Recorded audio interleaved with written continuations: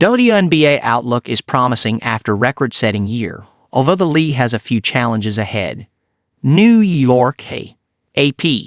The WNBA looks promising heading into the offseason after a banner year with record ratings, attendance, and a first-time champion in New York. Soon after the confetti stopped falling on the sellout crowd at Barclays Center following Game 5 of the WNBA Finals, the league and its players turned their attention to 2025. Less than 24 hours after Sunday night's game and days before the Liberty's championship parade on Thursday, the Players' Union opted out of the current collective bargaining agreement. The decision was expected with a new 11-year media rights deal worth approximately $200 million per year beginning in 2026. The players are looking for a bigger share of the revenue pie, among other things, including pensions and higher salaries. The current CBA will still be in effect throughout next season, but both sides would like to get a deal done sooner rather than later. Negotiations are always intense, but those associated with the WNBA have much to be excited about. The league is expanding and will increase the number of regular season games to 44. The WNBA will hold an expansion draft for Golden State in December. The Valkyries will be the league's 13th franchise. The league will add franchises in Toronto and Portland in 2026, with at least one other team starting in either 2027 or 2028. Although the WNBA could lose one of its iconic stars if Diana Taurasi announces her retirement, league officials are looking forward to another highly anticipated draft.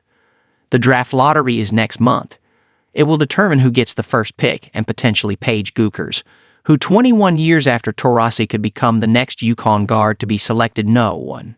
Many of the league's top players will remain in the U.S. this winter and play in January in Unrivaled, the 3-on-3 league started by WNBA Finals standouts Brianna Stewart and Napheesa Collier. The Stewart and Collier Championship Showdown led to strong ratings, with all 5 games having more than 1 million TV viewers. The decisive Game 5 drew an average of 2.2 million viewers, peaking at 3.3 million, which made it the most-watched WNBA game in 25 years. The league as a whole had its most-watched regular season in 24 years and best attendance in 22 seasons. During a 40-game regular season, 22 telecasts topped at least 1 million viewers on a host of networks. The league's rookie class, led by Caitlin Clark and Angel Reese, was a big part of that success, and all should come back stronger and better next year. When Caitlin Clark announced she was going to enter the draft, I remember the wave of enthusiasm that came from a player that wasn't even going to play for the Lynx, Minnesota coach Cheryl Reeve said. So, there was a lot of excitement and momentum for the WNBA. But to see it actually translate business-wise across the league, whatever the reasons were.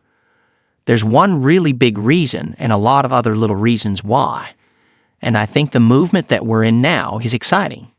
Not everything has been positive about the league's growth. Nearly half of the WNBA franchises have fired coaches in the past month. Atlanta, Chicago, Dallas, Los Angeles, and Washington are all looking for new leaders on the sidelines. All of the coaches who were let go had 3 years or less with their teams.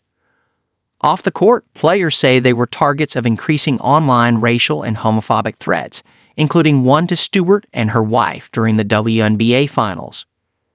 Commissioner Kathy Engelbert addressed the rising number of abusive comments players have dealt with on social media at her State of the League address before the start of the WNBA Finals. She said the league will work with the Players' Union to figure out what they can do together to combat it.